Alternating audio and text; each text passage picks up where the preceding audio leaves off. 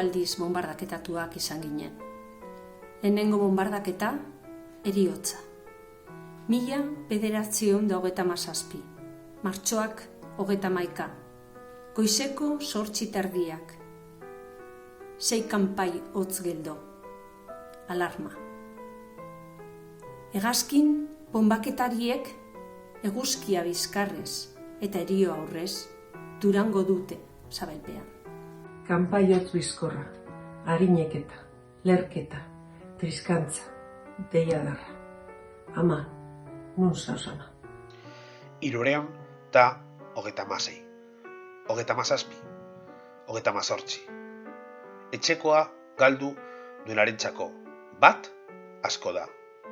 Isilik dagoen kanpainaren durundiak luze irauten du.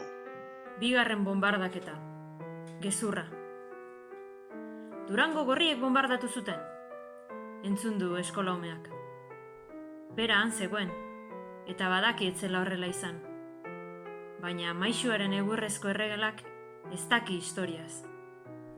Gezurra egunero lehertzen den bomba baita. Norbere barruan lehertzen da, eta haren uhin edakorrak haserrea, mina eta amorrua eragiten ditu. Baina albo kalterik handienak beldurra eta isiltasuna dira. Itzuliko dira, banan-banan, desafektos al regimen deiturikoak, nor bere kartzelatik guztientzako eraikitako kartzelara. Etxeetan ahotzik altzatu barik egingo da berba. Jai izango da el día de la liberación. Sua piztuko da Larranon eta con flores a Maria maiatzean. Amamak zioen, ogi baltza lakoa dela gezurra.